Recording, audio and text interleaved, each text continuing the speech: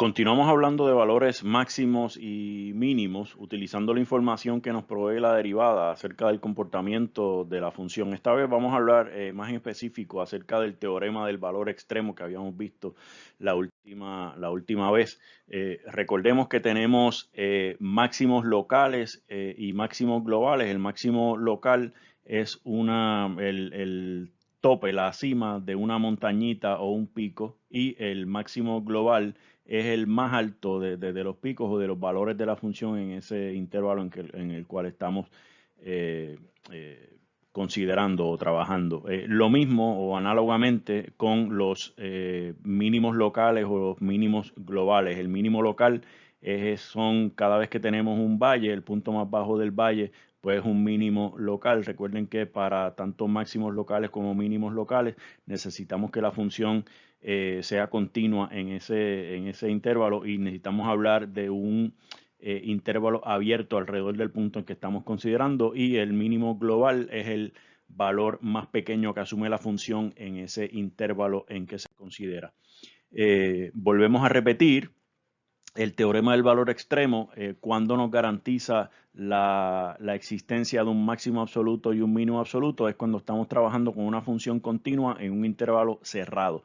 Si f es una función continua en un intervalo cerrado desde a hasta b, entonces f obtiene tanto su máximo absoluto como su mínimo absoluto en ese intervalo cerrado desde a hasta b.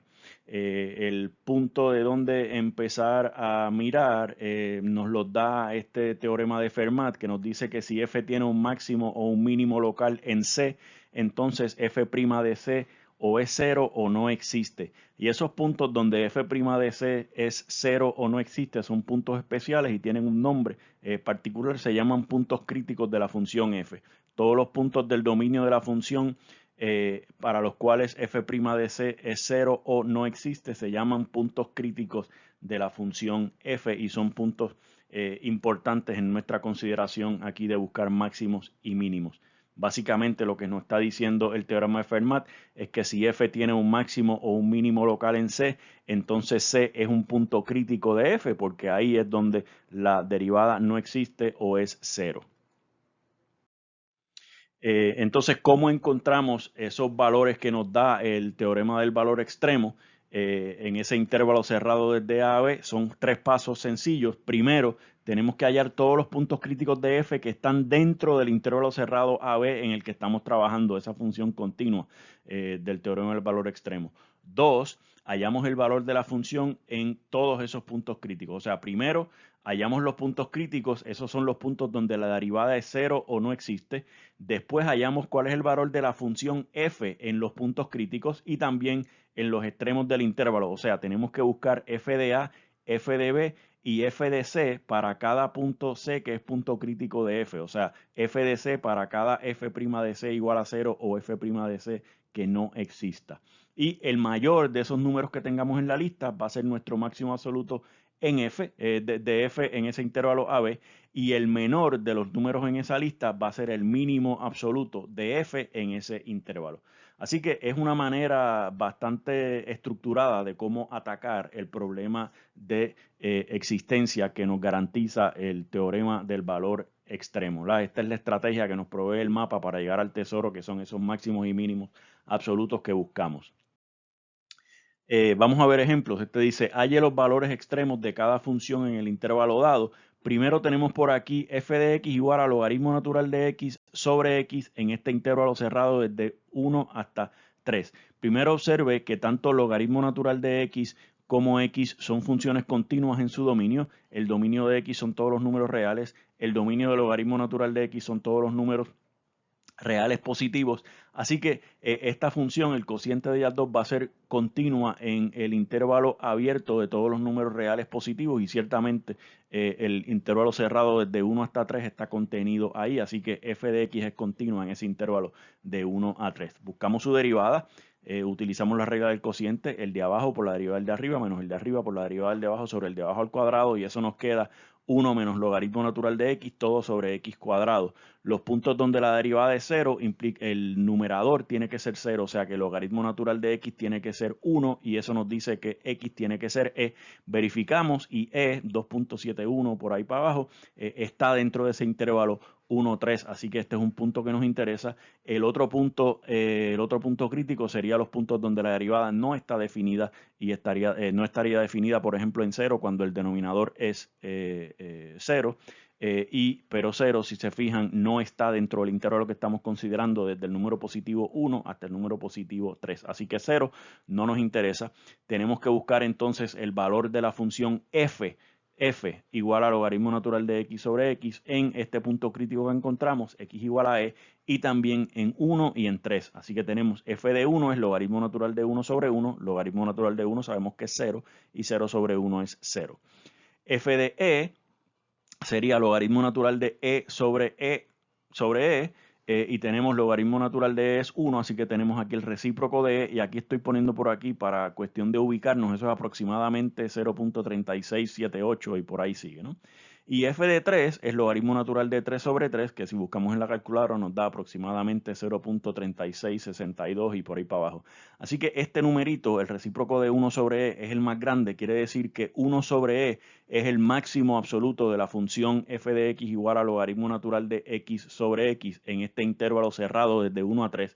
El máximo absoluto es 1 sobre e y ocurre en x igual a e. El máximo absoluto es un valor de y, ocurre en un valor de x. El mínimo absoluto, el más pequeño de estos tres valores, es 0, así que el mínimo absoluto es 0 y ocurre en x igual a 1. El mínimo absoluto es y igual a 0 y ocurre en x igual a 1. Por acá tenemos la función x a la 4 menos 5x cuadrado más 4, considerándola en el intervalo cerrado desde 0 hasta 2. Por supuesto, f en este ejemplo es un polinomio que es continuo entonces en todo su dominio, en particular, que son todos los números reales, en particular va a ser continua en este intervalo cerrado de 0 a 2. Pasamos entonces a, como estamos trabajando con una función continua en un intervalo cerrado, el teorema del valor extremo nos asegura que vamos a tener tanto un máximo global como un mínimo global dentro de este intervalo. Así que pasamos a buscarlo con la estrategia que ya conocemos. Buscamos los puntos críticos que nos da la derivada. F' de x sería 4x al cubo menos 10x. Ciertamente 4x al cubo menos 10x es un polinomio, por lo tanto siempre está definida. No va a haber puntos donde la derivada no esté definida. Buscamos entonces dónde es 0. La derivada es 0. Si 4x al cubo menos 10x es 0, podemos factorizar un 2x y nos queda x cuadrado menos 5 por acá igual a 0. Si esto es 0, entonces o 2x es 0, lo que significa que x es 0, o x cuadrado menos 5 es 0, lo que nos dice que x tiene que ser más o menos raíz de 5. Pero si se fijan, tanto positivo raíz de 5 como negativo raíz de 5 están fuera de este intervalo cerrado desde 0 hasta 2, así que ninguno de estos dos valores, de estos puntos críticos me interesa para propósitos del problema que estamos trabajando. Pasamos a buscar entonces el valor de la función f en los dos extremos del intervalo en 0 y en 2. Aquí tenemos f de 0 es 4 y f de 2 me queda por acá que es 0. Así que en 0 la función vale 4, en 2 la función vale 0. El mayor de estos dos números es 4, por lo tanto ese va a ser el máximo absoluto. Ocurre en x igual a 0 y el menor de estos dos números es 0. Ese va a ser nuestro mínimo absoluto en ese intervalo desde 0 hasta 2, cerrado desde 0 hasta 2, y ocurre en x igual a 2. Por acá tenemos allí los valores extremos de f de x igual a 2 seno de x menos coseno de 2x en el intervalo cerrado desde 0 hasta 2pi. Por aquí tenemos entonces puntos críticos. Bueno, primero que nada tenemos una función continua, ¿verdad? La combinación lineal de dos funciones trigonométricas, seno y coseno, que son continuas en todo su dominio, que son todos los números reales desde negativo infinito hasta infinito, por lo tanto van a ser continuas en el intervalo cerrado de 0 a 2pi, por lo tanto el teorema del valor extremo nos asegura que vamos a tener tanto un máximo como un mínimo absoluto en este intervalo desde 0 hasta 2pi. Pasamos a buscar los puntos críticos, buscamos la derivada que sería entonces 2 coseno de x más 2 seno de 2x, porque aquí nos queda menos negativo seno de 2x por la derivada de 2x que es 2, y tenemos aquí 2 coseno de x más 2 seno de 2x pero recuerden que seno de 2x es 2 seno de x por coseno de x, así que aquí nos queda 4 por seno de x por coseno de x y tenemos entonces un 2 coseno de x de factor común y nos sobrevive adentro en el paréntesis 1 más 2 seno de x. Así que esta expresión siempre está definida, así que buscamos donde la derivada es 0 para los puntos críticos. Necesitamos entonces que 2 coseno de x sea 0 o que 1 más seno de x sea 0. Si coseno de x es 0, entonces tenemos que x tiene que ser un múltiplo impar de pi medio. Y si seno de x es negativo 1 medio, entonces recuerden que seno de x es 1 medio en pi sexto y seno es negativo en el tercer cuadrante. Ángulo de referencia pi sexto sería 7 pi sexto más las vueltas de las revoluciones por aquí, de más o menos cualquier número de revoluciones enteras. Y en el cuarto cuadrante también ángulo de referencia pi sexto, tenemos 12 pi sexto menos pi sexto, que serían 11 pi sexto, más o menos las revoluciones que necesitemos. Como estamos trabajando en este intervalo cerrado de 0 a 2pi, los únicos puntos críticos que me interesan de esta lista infinita de familias de puntos críticos de seno, 2 seno de x más coseno de 2 menos coseno de 2x serían pi medio y 3 pi medio, que salen de aquí. Y por acá tengo 7 pi sexto y 11 pi sexto, que serían los otros dos valores que están dentro del intervalo de 0 a 2pi con el que estamos trabajando. Así que buscamos el valor de la función f en cada uno de estos 4 puntos críticos y en 0 y en 2pi. Que buscamos f de 0, f de pi medio, f de 3 pi medio, f de 7 pi sextos, f de 11 pi sextos y f de 2pi. Calculando por acá, me queda, si lo decimos bien, me queda por acá que f de 0 es negativo 1, f de pi medio es 3, f de 3 pi medio es negativo 1, f de 7 pi sextos es negativo 3 medios, f de 11 pi sextos es negativo 3 medios también y f de 2pi es negativo 1.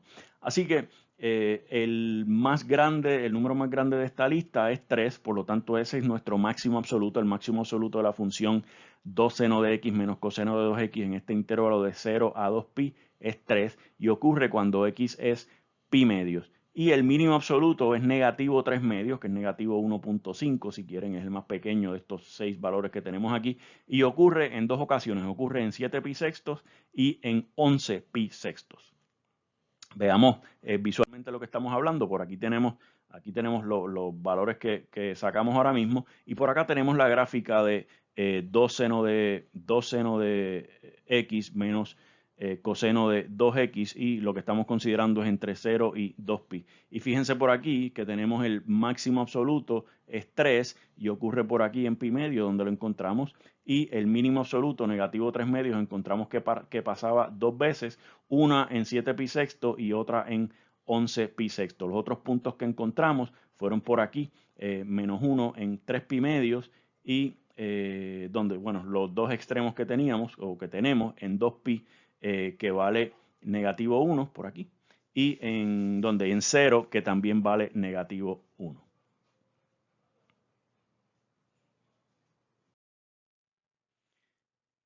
Este ejemplo dice, demuestre que una función cuadrática tiene solo un punto crítico.